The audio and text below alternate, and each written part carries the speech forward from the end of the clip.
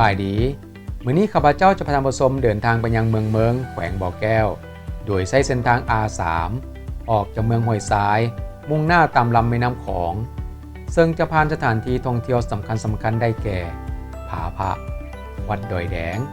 เขาซอยบ้านน้ำเกิงเมืองเก่าสุวรรณคมขำดอนสาวเมืองต้นพึ่งเขตเศรษฐกิจพิเศษสามเหลี่ยมคำท่าเรือบันมอมบ่อน้ำห้อนปุงหล่อนอกจากนี้เส้นทางดังกล่าวยังเป็นเส้นทางที่เคยจัดคาราวานออฟโรดลาวจีนมาแล้วอีกด้วยสนับสนุนการเดินทางโดย Ironman 4x4 Thailand เชฟโรเล็กลาวโครงการพัฒนาโครงรางพื้นฐานเพื่อส่งเสริมการท่องเที่ยวกรมพัฒนาการท่องเที่ยวกระทรวงแถลงข่าววัฒนธรรมและท่องเที่ยวพร้อมด้วยอำนาจการปกครองทุกขั้นของแขวงบ่อแก้ว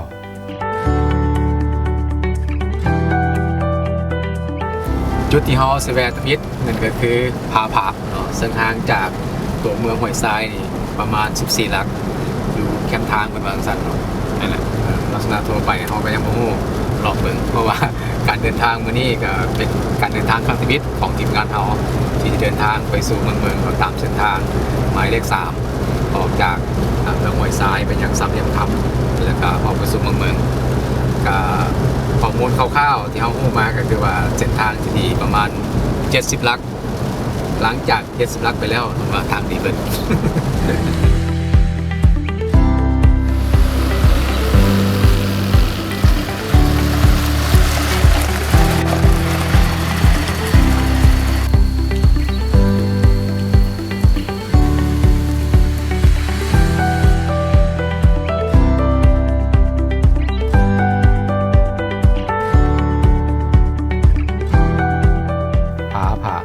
เป็นสถานที่ท่องเที่ยวผสมผสานระหว่างธรรมชาติประวัติศาสตร์และวัฒนธรรมอย่างกลมกลืนโดยห้องฮ้อยการแกะสลักรูปภาพในผาหินด้วยปลายดาบของเจ้าอนุวงศ์เพื่อเป็นการระลึกถึงดวงวิญญาณของราชธิดาที่ได้สิ้นพระชนม์ไปแล้ว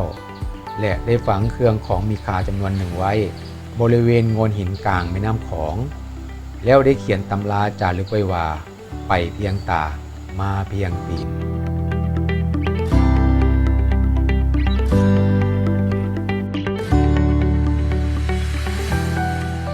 ท่านผู้ชมในจุดดังกล่าวนี่เนาะของแม่น้ำของถ้าหากว่าเป็นยามแล้งเนาะ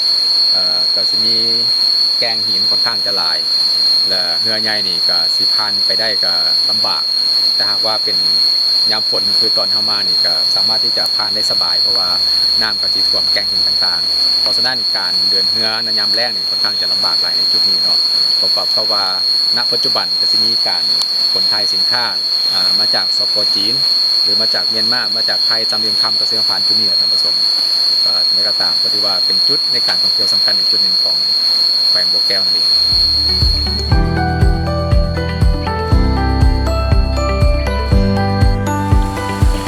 จุดที่เฮาสิแวะต่อไปเนี่ยคือน้ำเกิง ไปกินข้าวซอยกันเพราะว่าถ้าหากมาแขวงบ่อแก้วแล้วบ่ได้กินข้าวซอยน้ำเกิงถือว่ามาบ่ฮอดละ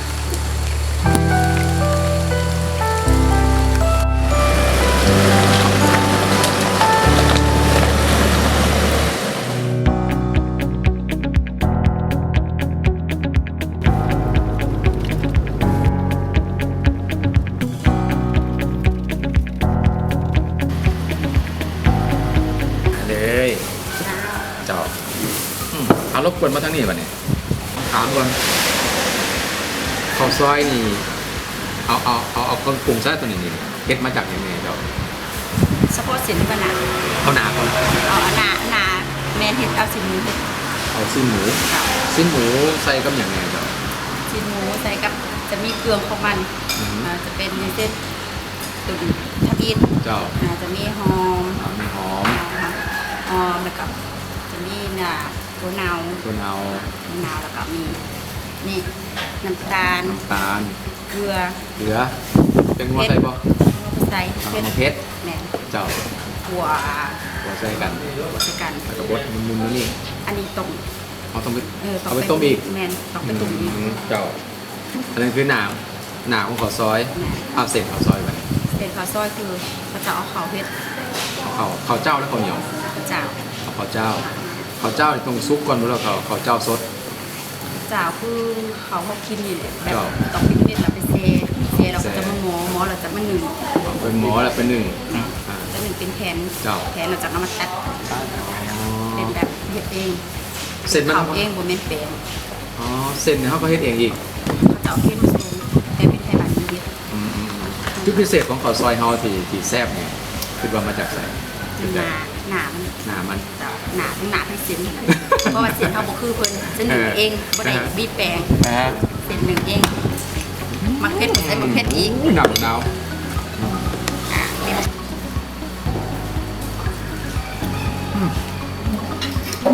โอเคแล้ว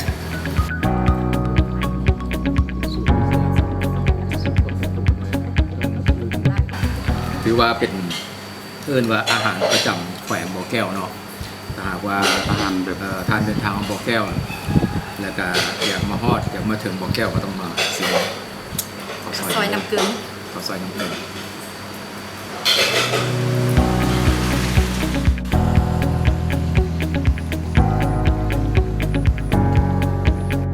หลังจากเขากินข้าวซอยที่บ้านน้ำเกลือแล้วเนาะจุดต่อไปชาวสเวนก็คือดอนซาวซึ่งเป็นดอนในการเป็นพัฒนาเป็นการท่องเที่ยวสิ่งสำคัญก็คือว่าแขกไปได้มาส่วนใหญ่ก็สิเขามาแวะเขาไปเที่ยวชมแต่ว่าระยะทางของดอนซาวเนี่ยก็จะมีจุดแวะเอาบริเวณนั่นก็คือวัดดอยแดงซึ่งเป็นวัดที่มีความสำคัญของแขวงบ่อแก้วและก็อีกจุดหนึ่งก็คือเมืองเก่าสุวรรณคงคำซึ่งเป็น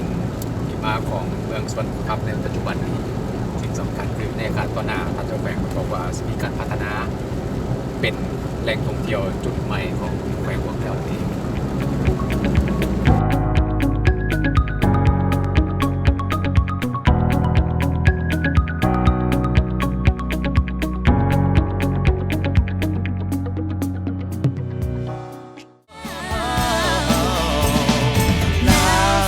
Simply beautiful. Find new roads. Chevrolet.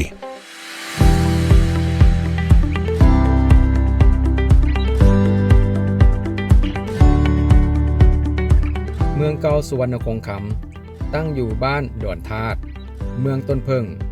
ซึ่งมีระยะทางห่างจากเทศบาลประมาณ 40 กิโลเมตรห่างจากเทศบาลเมืองต้นเพิงประมาณ 5 กิโลเมตรและเป็นระยะทางจากบ้านดอนธาตุเข้าสู่เมืองเก่าสุวรรณคงคำแมน 3 กิโลเมตรเพราะได้ว่าเป็นสถานที่ที่มีความสะดวกสบายในการเดินทางเข้าถึงแต่สิ่งที่ทรงความงดงามสง่าตระการในสมัยก่อนนั้นได้แก่พระพุทธรูปองค์ปางสมาธิเป็นพุทธรูปองค์ใหญ่ที่มีหน้าตักกว้าง 7.10 เมตรสูง 7.22 เมตรบ่าแต่ละข้าง1 เมตร 10 เซนด้านข้างแต่กระโพกหาเข่า 3.6 เมตรซึ่งนับว่าเป็นพุทธรูปองค์หนึ่งที่ใหญ่ที่สุดในประเทศลาวและในย่านอาเซียนต่อไปเมื่อหนาจะมีการพัฒนาเมืองเก่าสุวรรณคงคำเฮาในใดเมืองเจ้า อันนั้นปัญหานี้มาทางแพงก็ได้เซ็นสัญญา MOU นะกับบริษัทอันนั้นดงยูคำนี่แหละในการปฏิสังขรณ์เมืองสุวรรณคงคำอันนี้นะแต่ปัจจุบันนี่ได้เริ่มดำเนินการอันนั้นสำรวจออกแบบนี่คิดว่าภายหลังสำรวจออกแบบแล้วนะแต่จะเอาแผนนี้ไปผ่านทางกระทรวงแถลงข่าววัฒนธรรมในทางกระทรวงแถลงข่าวทำได้จริงสิมาเปิดทำห้องแล้วแต่จริงสิมาเซ็นสัญญากันในปฏิสังขรณ์นี่เห็นว่าเขตอันเมืองนี่เป็นเมืองสิปฏิสังขรณ์หมดเป็นห้องห้อยประวัติศาสตร์ต่างๆนี่มันสิเป็นตัวเมืองนึงเกิดเมืองสุวรรณคงคำนะจะปฏิสังขรณ์ขึ้นจะเป็นตัวเมืองท่องเที่ยวหมดนี่ทั้งหมดนี่เนื้อที่ก็ 3,000 เฮกตาร์อยู่ในเขตนี้ก็จะมีวัดมีโรงแรมแล้วก็มีสถานที่ท่องเที่ยวทั้งหมดอยู่ในเขตนี้อันนี้คิดว่าเป็นแผนที่ยาวนานพอจะต่อได้10 ต่อเฮ็ดด้วยสมัยของเราจะมีการฟื้นนกเมืองขึ้นมาใหม่ นี่แหละ แล้วก็ให้มันแทนเหมาะกับยุคของปัจจุบัน นี่แหละ เพื่อเป็นการส่งเสริมการท่องเที่ยวของแขวงต่อไป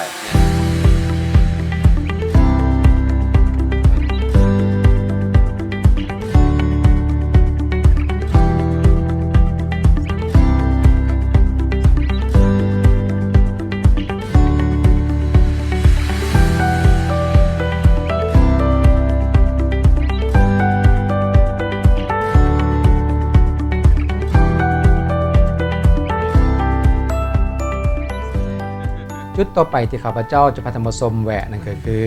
ดอนซาวขึ้นกับเขตเศรษฐกิจพิเศษสามเหลี่ยมคำในแต่ละปีจะมีการจัดงานเทศกาลดอกงิ้วบานในเดือนกุมภาของทุกปี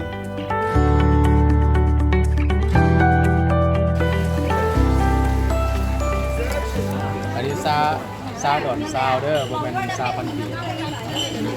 เพิ่นว่าเหลืออันเดียวอันสุดท้ายเพิ่นว่า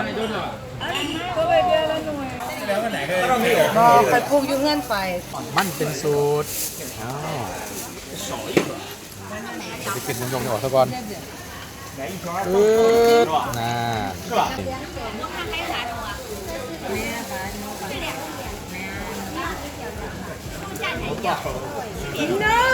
แซ่บด้วยซาจะคือแซ่บแท้ แม่แรกแซ่บแรกแล้วไม่ได้ขายดีจนตรงนี้เลยอ่ะเหลือสี่ได้เลยอ่ะ มากไปครับ ไม่ยาก มีท็อปลำใส่ ไอ้ข้าว แต่ว่าร แม่ สชาติ โน้ปัก ทุกกันก็โมเมนซาแต่กินเข้าไปรู้สึกมันบอกออกหวานๆขมๆหน่อยนึงเนาะที่หวานก็หวานที่ขมก็ขมเนาะขมๆจัดดอนซาวตั้งอยู่บ้านนกกระจอกมีระยะทางห่างจากตัวเมืองประมาณ60กิโลเมตรการเดินทางเข้าไปเที่ยวชมถึงแม้ว่าระยะทางจะยาวไกลก็ตามแต่ก็มีความสะดวกสบายพอสมควรผ่านการสำรวจแล้วในปี 1995 ได้มีแผนพัฒนาให้เปิดบริการอย่างเป็นทางการในปีเดียวกันนั่นเอง ซึ่งสามารถจัดให้ดอนซาวแห่งนี้เป็นแหล่งท่องเที่ยวระดับแขวงที่มีภาคส่วนเอกชนเป็นผู้คุ้มครองภายในสถานที่ท่องเที่ยวแห่งนี้ก็ประกอบมีสิ่งอำนวยความสะดวกอย่างหลวงหลายเช่นห้านอาหารห้านขายเครื่องที่ระลึกห้องน้ำและไฟฟ้าแบบครบวงจรเพื่อบริการให้แก่นักท่องเที่ยวที่มาเที่ยวชมดอนซาวนั่นเอง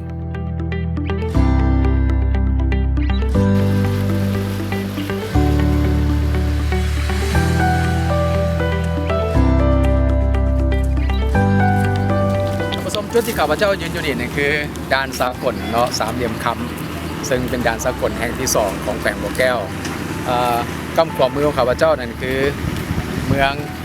เชียงแสนเป็นกับจังหวัดเชียงรายเนาะแล้วก็กำซ้ายมือนี่จะเป็นเมืองท่าขี้เหล็กเป็นของเมียนมาก็ถือว่าในจุดที่ข้าพเจ้ายืนอยู่นี่ก็เป็นจุดการท่องเที่ยวแหล่งท่องเที่ยวสำคัญของแขวงบ่อแก้วแล้วก็สามารถที่จะเดินทางหรือว่านักท่องเที่ยวเดินทางเข้ามาได้เนาะมาจากประเทศไทยแล้วก็มาจากสภาพเมียนมาแล้วก็สปป.จีนโดยเฉพาะจากสปป.จีนธรรมชมในการนั่งเรือแล้วก็ขี่เรือลองลงมานี่ก็ถือว่าใช้เวลาบ่โดนนานณปัจจุบันนี้ก็มีการขยายเส้นทางหรือว่าเกาะแก่งต่างๆก็ถือว่าเฮ็ดให้การเดินเรือในค่อนข้างสะดวกสบายหลายขึ้นกว่าเก่าก็สินักท่องเที่ยวเนาะชาวไทยและก็ชาวเมียนมาสปป.จีนเข้ามาเที่ยวในแขวงบ่อแก้วเฮาณปัจจุบันหลายตื่นขึ้นไปเรื่อยๆนอกจากแล้วยังมีนักท่องเที่ยวจากโซนยุโรปอเมริกาเนาะเข้ามาเที่ยวอีกสิ่งสำคัญโดยเฉพาะในเดือน2ของทุกปีก็จะมีงานบุญปังใหญ่ข้าพเจ้าว่ามาคือบุญดอกงิ้วบานซึ่งเป็นบุญปังใหญ่ที่ทุกๆคนนักท่องเที่ยวให้ความสนใจหลาย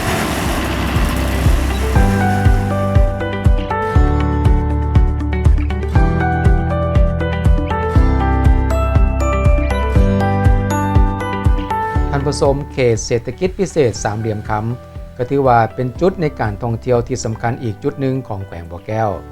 ที่มีนักท่องเที่ยวทั้งภายในและต่างประเทศในความสนใจเข้ามาเที่ยวชมในแต่ละปีอย่างหลากหลาย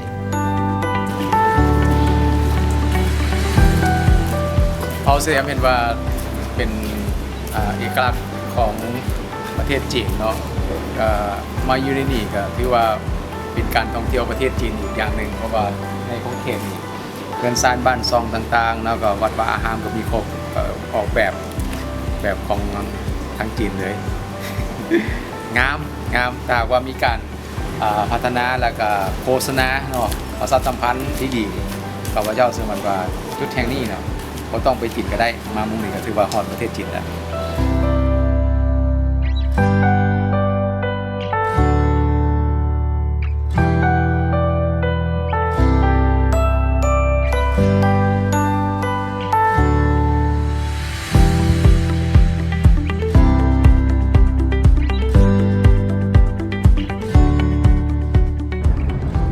เราก็เดินทางมาเกือบครึ่งทางแล้วเนาะ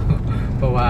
ทางอย่างก็ใกล้จะเบิดแล้วแต่ทางอย่างเบิดก็แสดงว่านั่นครึ่งพอดีเนาะแต่จุดต่อไปที่เราจีแวะก็คือด่านสากลมันหม่อมซึ่งเป็นทางเรือสากลนะพี่เป็นล่องนำเลิกสินค้าต่างๆก็จะขึ้นอยู่นี่เนาะซึ่งทางเรือดังกล่าวก็เป็นการโอนถ่ายสินค้าจากประเทศไทยจาก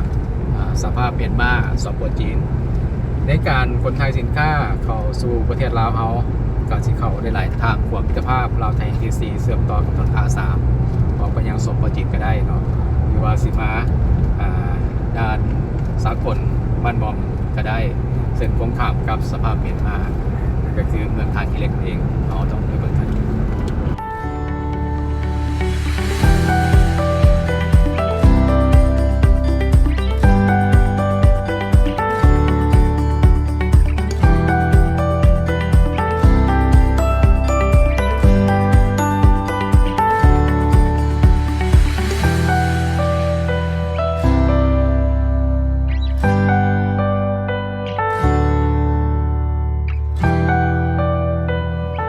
ด้านดังกล่าวท่านผู้ชมนอกจากจะมีประโยชน์ในการคนไทยสินค้าแล้วเนาะก็สิเป็นการสร้างวิกฤตการทำให้กับพี่น้องบรรดาเผ่าก็คือผู้ที่ขนสินค้าเนาะจากเรือขึ้นมายังทางบกแล้วก็ส่งต่อขึ้นรถต่อเข้าไปยังแขวงบ่อแก้วหรือว่าสินค้าจากแขวงบ่อแก้วมาฮอดนี่ก็สิมีการขนถ่ายจากรถลงสู่เรือขั้นตอนนี้ก็จะเป็นการใช้แรงงานคนเนาะก็คือว่าเป็นการเสริมสร้างอาชีพวิธีการทำให้กับชาวแขวงบ่อแก้วและอีกอย่างหนึ่งด้านดังกล่าวนี่ก็จะมีการจอบเอกสารหนังสือเสิร์ฟว่าเป็นด้านสากลเนาะเพราะว่าเราสามารถที่จะใช้พาสปอร์ตในการเดินทางมายังจุดนี้เนาะขึ้นได้อย่างสะดวกสบายและอีกอย่างหนึ่งที่ข้าพเจ้าค่อนข้างที่จะให้ความสำคัญนั่นคือว่าเป็นจุดในการถ่ายเปลี่ยนสินค้าจากประเทศไทยมายังแขวงบ่อแก้วและก็จากสภาพเมียนมาเข้ามายังบ่อแก้วจากสปปจีนมายังบ่อแก้วซึ่งสิมีการขนถ่ายสินค้าหรือว่าเคลื่อนย้ายสินค้าแนวนี้เนาะเบิดปีสิวางเว้นเพียงแต่ปีหนึ่งบ่เกิน3 อาทิตย์เท่านั้นก็ถือว่าเป็นทางแหงอย่างหนึ่งในการที่จะเสริมสร้างให้เศรษฐกิจของแขวงบ่อแก้วเฮานี่นับมือนับขยายตัวนั่นเอง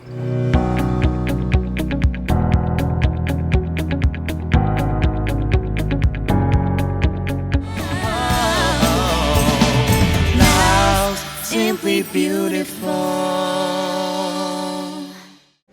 Find new roads, Chevrolet.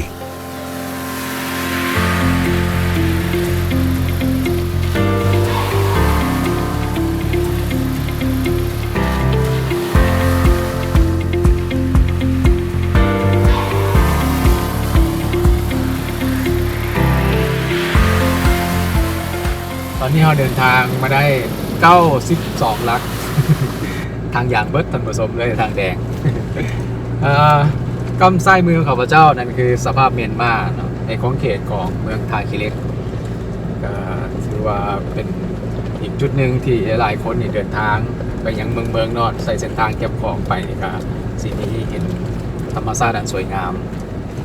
โดยเฉพาะน้ำคลองนี่การสิขึ้นไปสู่หุ้นและท่านผู้ชมในของเขตของแขวงหนองน้ำทาและก็สปปจีนจุดที่เฮาสิแวะจุดต่อไปนั่นก็คือบ่อน้ำพรก็ห่างจากนี้ไปประมาณบ่ฮอด30 ลักท่านผู้ชมถือว่าเป็นบ่อน้ำพรที่มีอุณหภูมิร้อนอยู่ประมาณ113 องศา เฮาต้องไปเบิ่งให้ได้จัด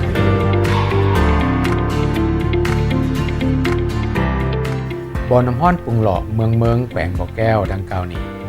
อีกครั้งหนึ่งข้าพเจ้าได้มีโอกาสเดินทางติดตามท่านปริญญาเอกคำพันธ์เผยยวงศ์กรรมการศูนย์การพักเลขาพักแขวงเจ้าแขวงบ่อแก้วซึ่งจะมีการพัฒนาให้เป็นสถานที่ท่องเที่ยวที่สำคัญและน่าสนใจของแขวงต่อไป พุ่งขึ้นคือนำมันน้ำพูดเลยได้อันนี้บอดีแล้วอยู่พุ่นก็แม่นเลยแม่นหมดอาเขตนี่ว่าเขาจะพุดอันเศร้าเพื่อนเขาอย่างไรลงไปประมาณ50 เซนนี่ห่อนหมดน่ะ เบิดพื้นเลยเนาะ หมดพื้นนี่ ฮ้อนตลอดทั้งปี นั่นแหละตลอดปีเลยพระเจ้าว่าพระเจ้าสิเฮ็ดบอลอัน อันนั้นนะโรงงานหลังความร้อนนะไฟฟ้าหลังความร้อนนะก็สิขุดท่อเจาะท่อลงใส่ขึ้นมานี่110องศา113องศา 13 องศา นั่นแหละ ความร้อนของของน้ำ นั่นแหละ มันอันกินคุมอยู่จักบริเวณจักเฮกตาร์ อันนี้คือเป็นมดเพชรนี่แหละมดเพชรนี่คุณได้เห็นว่าเนื้อนี่นะแน่นแหละฟันขึ้น เห็นไอ้น้องคุณบอกว่าทางว่าย่ำแรงอ่ะสิพุ่งขึ้นมาประมาณสูงประมาณ3-5 เมตร เพราะนี่จะได้แม่จะได้นำอันพ่นมันอันนั้นนำไปขึ้นนะมันโดยผู้ตัวนี้แล้วมันก็ขึ้นเลย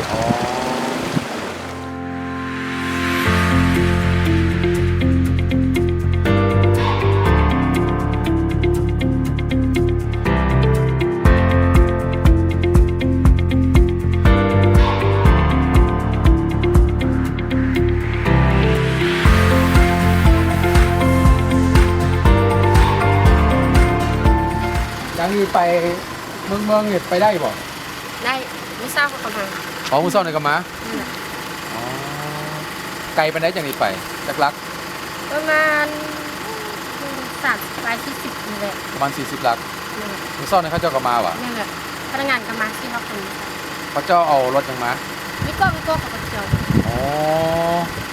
แสดงเขาก็ไปได้ จะไป เนาะ ทางโดยไม่มี2ทาง ฮะ ออกจากพระรามไปทางนึงไปทางน้ำของไปบ่ได้ อืม แล้วไปทางโดยเอา ไปทางดอยเอา เจ้า ไปทางน้ำของไปบ่ได้ เจ้า อ้าว ถือว่ามันมี2เส้นทาง ไปเนี่ย ฮอดพระดำไปแล้วเนี่ยประมาณ22หลักทางมึงแล้วก็ต้องไปทางน้ำของไป อ่า ทาง ฮะ โดยเอา ไปทางดอยเอา เจ้า อ๋อ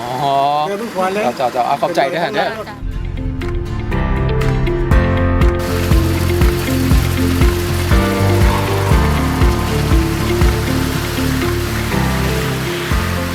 จากนี้ไปเขาไปหาประสบการณ์ใหม่กัน เพราะว่าเส้นทางจากยุทธนี้ท่านผสมไปเมืองนี่ครับพระเจ้ายังไม่เคยมาจักเถื่อเลยก็ตามคำที่ชาวบ้านเพิ่นบอกเพิ่นก็บอกว่าก็มีคนเที่ยวไปเที่ยวมาอยู่ทางซ่อนนี่ก็มีทางพนักงานเมืองมาอยู่ว่าแต่ว่าไปฮอดอีกจุดหนึงเพิ่นบ่ให้ไปตามแม่น้ำคลองต้องตัดขึ้นดอยเพิ่นว่า ต้องขึ้นภูนะเพิ่นว่าเอาไปทางน้ำคลองไปบ่ได้เพิ่นว่าก็เนี่ยตัวนี้ก็อุปสรรคอย่างหนึงคือฝนเนาะตกลงมาอีกจะได้ยามฝนก็ต้องมีฝนอยู่นี่แหละ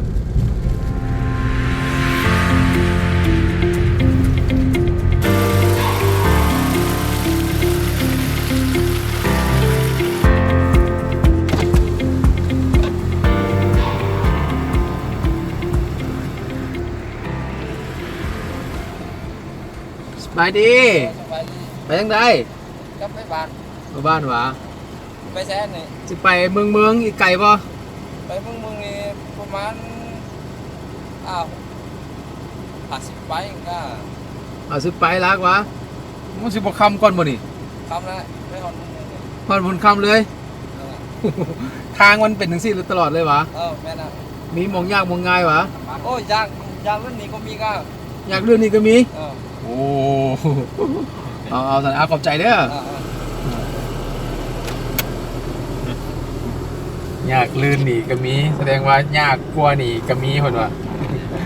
แต่ว่าจะก็ตามเนาะเป้าหมายเขาคือเมืองนี่คำมาใดก็ต้องไปฮอดแหละ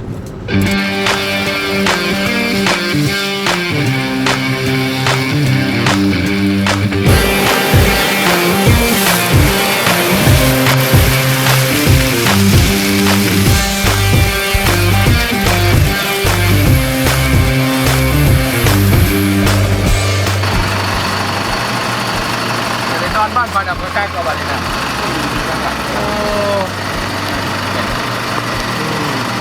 เพราะว่ามันขึ้นมาแล้ว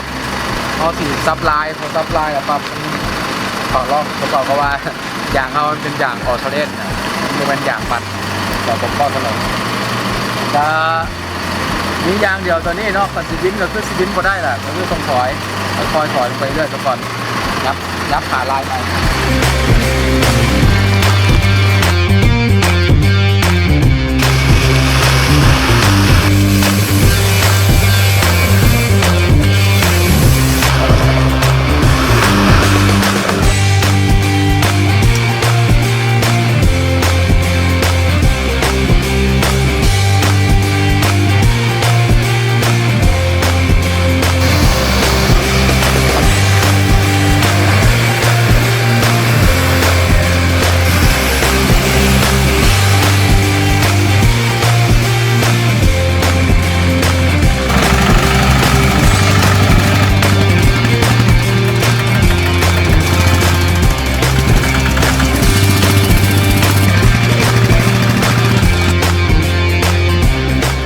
เฮากู้รถเฮาได้เนาะพอดีรถประชาชนเพิ่นที่นำหลังมาเพิ่นก็ขึ้นบ่ได้ก็สิลองเอาวินเฮานี่วินมันไปขึ้นมาเบิ่งว่าสิสามารถวินได้บ่ระยะของวินเฮาก็อยู่ประมาณหม่อง29เมตรก็ลองเบิ่งเพราะว่าก็มั่นใจว่าสิช่วยเพิ่นได้อันใด เฮาก็กู้รถเฮาอยู่ประมาณครึ่งชั่วโมงก็ฮอดบ่ฮอดแล้ววะ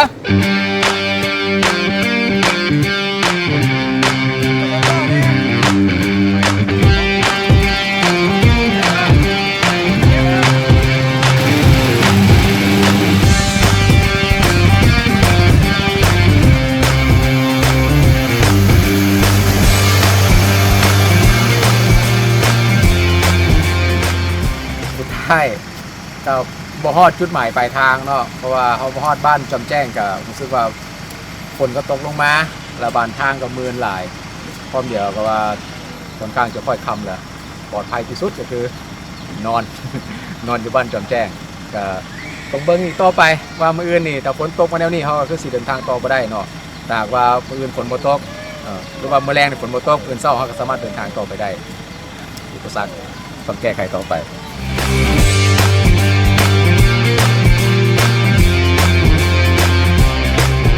สำหรับมื้อนี้ต้องขอขอบใจ Ironman 4x4 Thailand เชฟโรเลตลาวโครงการพัฒนาโครงรางพื้นฐานเพื่อส่งเสริมการท่องเที่ยวกรมพัฒนาการท่องเที่ยวกระทรวงแถลงข่าววัฒนธรรมและท่องเที่ยวพร้อมด้วยอำนาจการปกครองทุกท่านของแก่นบ่อแก้วสบายดี